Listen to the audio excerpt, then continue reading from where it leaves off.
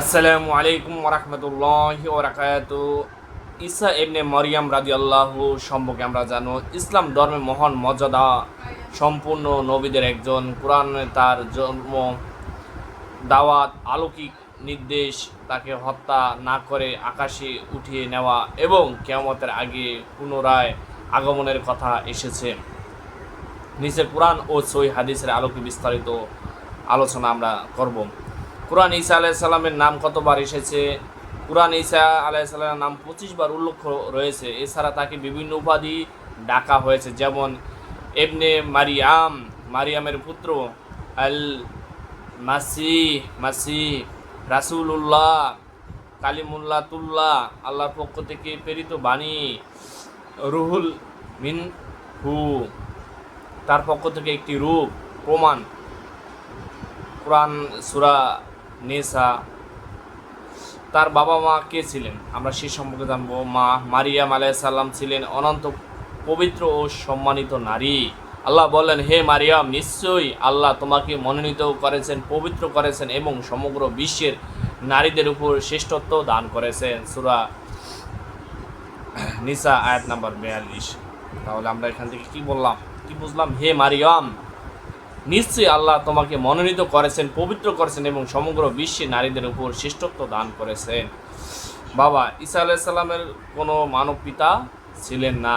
আল্লাহর আদেশ হয়ে গেছে, এর মধ্যে তিনি জন্মগ্রহণ করেছেন। আল্লাহ নির্দেশ দিয়েছেন, হয়ে গেছেন।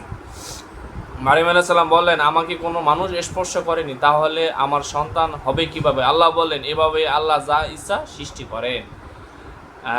আমাকে কোনো পুরুষ স্পষ্ট করেনি, তাহলে আমার পেটে সন্তান আসবে কিভাবে? আল্লাহ বললেন, এভাবে আল্লাহ যা ইচ্ছা করে সৃষ্টি করেন। আল্লাহ যেটা ইচ্ছা করে সেটাই হবে। ঈসা আলাইহিস সালাম অলৌকিক জন্ম। আল্লাহ ফেরেশতা জিবরাইল আলাইহিস সালামকে মারিয়ামের কাছে পাঠান।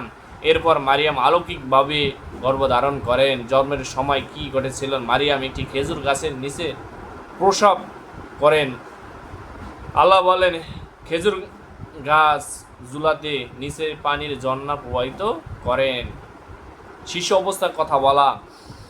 মানুষ যখন মারিয়ামকে অভিযুক্ত করলো, তখন নবজাতক ঈসা আলাইহিস সালাম কথা বললেন, আমি আল্লাহর বান্দা, তিনি আমাকে কিতাব দিয়েছেন, আমি নবী বানিয়েছেন। ঈসা আলাইহিস সালামের মুজিজা, আল্লাহর অনুমতিত তিনি মৃতকে জীবিত করতেন, জন্মষ্টি ও সুস্থ করতেন এবং কুষ্ঠ রোগ ভালো করতেন, মাটির পাখি জীবিত করতেন, মানুষের গোপন বিষয়ে জানাতেন। ইনজিল। আল্লাহ ঈসা আলাইহিস সালামকে ইনজিল প্রদান করেছেন। তাকে কি হত্যা করা হয়েছিল? না, আল্লাহ বললেন তারা তাকে হত্যা করেনি এবং ক্রুশবিদ্ধ করেনি, বরং আল্লাহ তাকে নিজের কাছে উঠিয়ে নিয়েছেন। তিনি কি এখনো জীবিত? হ্যাঁ, অবশ্যই জীবিত। হ্যাঁ, ইসলামী আকীদা অনুযায়ী আল্লাহ তাকে আকাশে উঠিয়ে নিয়েছেন এবং তিনি জীবিত আছেন। কিয়ামতের আগে তার আগমন। সহিহ হাদিসে এসেছে, রাসূলুল্লাহ সাল্লাল্লাহু আলাইহি ওয়াসাল্লাম বললেন, মারিয়ামের পুত্র ঈসা তোমাদের মাঝে ন্যায় বিচারক, শাসক হিসেবে অবতরণ করবেন। তিনি ক্রুশ ভেঙে ফেলবেন এবং শুকর হত্যা করবেন এবং জিজিয়া কর তুলে দিবেন। সহিহ বুখারী এবং সহিহ মুসলিম। কোথায় অবতরণ করবেন? সহিহ মুসলিম এসেছে, তিনি দামেস্কে এক পূর্ব দিকে সাদা মিনারের কাছে অবতরণ করেন। কোথায় অবতরণ করবেন? তিনি দামেস্কে এক পূর্ব দিকে সাদা মিনারের কাছে অবতরণ করবেন। তিনি কি করবেন? তিনি দাজ্জালকে হত্যা করবেন, ক্রুশ ভেঙে দেবেন, শুকুর হত্যা করবেন, ন্যায় বিচার প্রতিষ্ঠা করবেন, পৃথিবীতে শান্তি প্রতিষ্ঠা করবেন। দাজ্জালকে কোথায় হত্যা করবেন? সহিহ মুসলিম অনুযায়ী লুদ নামক স্থানে দাজ্জালকে হত্যা করা হবে।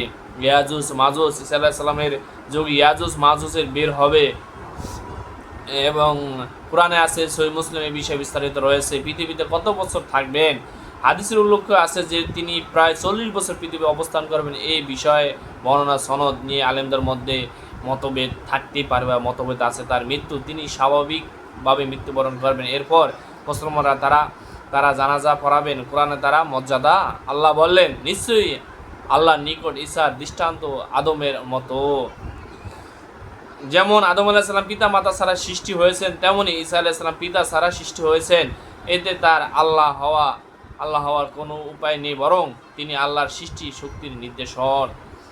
রাসূলুল্লাহ সাল্লামের সঙ্গে সম্পর্ক। রাসূলুল্লাহ সাল্লামের বলেছেন, আমি দুনিয়া ও আখিরাতের ঈসা এমনি মারিয়ামের সবচেয়ে নিকটতম, আমার মধ্যে কোনো নবী নেই। সহিহ আল বুখারী, সহিহ মুসলিম। আমরা একটু বিষয়ে জানবো। ঈসা আলাইহিস সালাম তার বাবা ছিল না, মার মাধ্যমে আল্লাহর কুদরতে হয়েছে। ঈসা আলাইহিস সালাম মারিয়াম আলাইহিস সালাম। রাসূলুল্লাহ সাল্লাম বললেন, কিয়ামতের বড় আলামত একটি হলো দাজ্জাল এর আবির্ভাব। সে পৃথিবীতে বড় ফিতনা সৃষ্টি করবেন। এরপর আল্লাহ ঈসা আলাইহিস সালামকে পৃথিবীতে অবতরণ করবেন। কোথায় অবতরণ করবেন? সহিহ হাদিস অনুযায়ী তিনি দামেস্কে এক পূর্ব দিকে সাদা মিনারের কাছে অবতরণ করবেন। তখন মুসলমানদের নেতা ইমাম মাহাদির বিষয়ে বহু আলেমরা ব্যাখ্যা রয়েছে। ফজরের নামাজের জন্য দাঁড়িয়ে থাকবেন। ঈসা আলাইহিস সালাম তাকে ইমামতি করতে বলবেন এবং মুসলমানদের সঙ্গে নামাজ আদায় করবেন। কিভাবে দাজ্জালকে হত্যা করবেন? এরপর ঈসা আলাইহিস সালাম মুসলমানদেরকে নিয়ে দাজ্জালের অনুসরণ করবেন। দাজ্জাল যখন তাকে দেখবেন তখন ভয়ে গলে যেতে থাকবে। রাসূলুল্লাহ সাল্লাল্লাহু বললেন, এরপর আল্লাহর শত্রু দাজ্জালকে ঈসা আলাইহিস সালাম দেখা মাত্র লবণ পানি গিলে যাওয়ার মতো বলতে থাকবে। এরপর ঈসা তাকে অনুসরণ করে ধরে ফেলবেন এবং লুত এর ফটকের কাছে তাকে হত্যা করবেন। রেফারেন্স সহিহ মুসলিম, সহিহ হাদিস নাম্বার রয়েছে 2937 সংখ্যা। আমরা তাহলে বুঝতে পারলাম যে মানুষ যাতে ক্ষমতাশীল হোক না কেন, অহংকারী হোক না কেন, তার পতন আছে। দাজ্জাল আসে ফিতনা সৃষ্টি করবে। দাজ্জাল আগে টার্গেট করবে মহিলাদের। দাজ্জাল আসে আগে টার্গেট করবে মহিলাদের। দাজ্জাল আসার পরে তার কিছু অনুসারী হবে। তিনি দেখবেন দাজ্জাল আসার পরে খাবার থাকবে না, খাবারের সংকট থাকবে। দাজ্জাল যেখানে পানি খেয়ে ফেলবে এবং সম্পদ এবার হবে না, কিছু হবে না। তার অনুসারী যারা হবে তাদেরকে বলবেন, হে খোদা, আমরা তো খাইতে পাই না ভাই। তার অনুসারী যারা তাদেরকে খাবার দিবে। এটা আল্লাহর একটা কুদরতি। আর যারা ঈমান আনবে, যারা ঈমানের প্রতি আসক্ত থাকবে, তারা খাবার পাবে না, পানি পাবে না।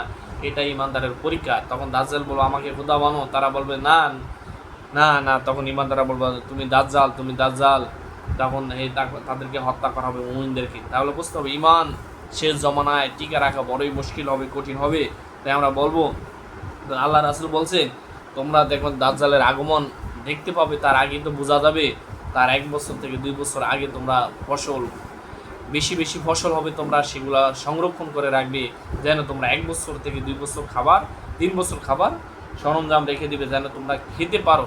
তাহলে এখান থেকে আমরা কি বুঝতে পারলাম যে আমরা 3 বছরের খাবার সংগ্রাম রেখে দিতে হবে। একজন ব্যক্তির জন্য যা লাগে তাই 3 বছরের জন্য রেখে দিতে হবে। 2জন ব্যক্তির জন্য যা লাগে 3 বছর খাবার রেখে দিতে হবে। তাহলে দাজ্জাল আসলে কোনো সমস্যা আপনি জর্জরিত হবেন না, ইমানদাররা হবে না। আর যদি তখন আপনার খাবার থাকলে না কিছু, দাজ্জালের কাছে আপনার যেতে হবে। আর দাজ্জাল বলো খোদা মানতে হবে। খোদা ছাড়া যে খোদা তা মানবে না, অনুসরণ করবে না, তাকে তিনি হত্যা করবেন। তাহলে বুঝতে পারেন। এরপর কি হবে? দাজ্জাল নিহত হওয়ার পর ঈসা আলাইহিস সালাম ন্যায় বিচার প্রতিষ্ঠা করবেন, ক্রুশ ভেঙে ফেলবেন এবং শুকর হত্যা করবেন, জিজিয়া কর উঠিয়ে নেবেন এবং পৃথিবী শান্তি নিরাপত্তা প্রতিষ্ঠা করবেন। এরপর ইয়াজুজ মাজুজ বের হবে এবং আল্লাহ তাদের ধ্বংস করবেন। এরপর ঈসা আলাইহিস সালাম কিছু সময় পৃথিবীতে অবস্থান করে স্বাভাবিক মৃত্যুবরণ করবেন। এগুলো সহিহ হাদিস এবং ইসলামী আকীদার গুরুত্বপূর্ণ বিষয় অন্তর্ভুক্ত। তাহলে বুঝতে পারছেন এগুলো সহিহ হাদিস আছে। তাহলে আমরা ঈমান, আমার দৃঢ় বিশ্বাস, আস্থা সবই মহান রবের উপরে রাখতে হবে। আর তিনি ক্ষমতাশীল, তিনি ক্ষমাশীল, তিনি ক্ষমা করতে ভালোবাসেন। তাই আমরা বলবো অতীত, ভবিষ্যৎ, বর্তমান সবই মহান রব্বুল আলামিন জানে। আমরা অনেক কিছু জানি না, আমরা শুনি। আর যেটা আল্লাহ বলছেন মানতে, আমরা সেটা মানতে হবে। তার বাহিরে আমাদের যাওয়ার কোনো সুযোগ নাই মুসলমানদের। আমরা বলবো আল্লাহ তাআলা আমাদেরকে দ্বীনের পথে এবং দাজ্জালের ফিতনা থেকে আমাদেরকে বাঁচাক। আমিন আমিন।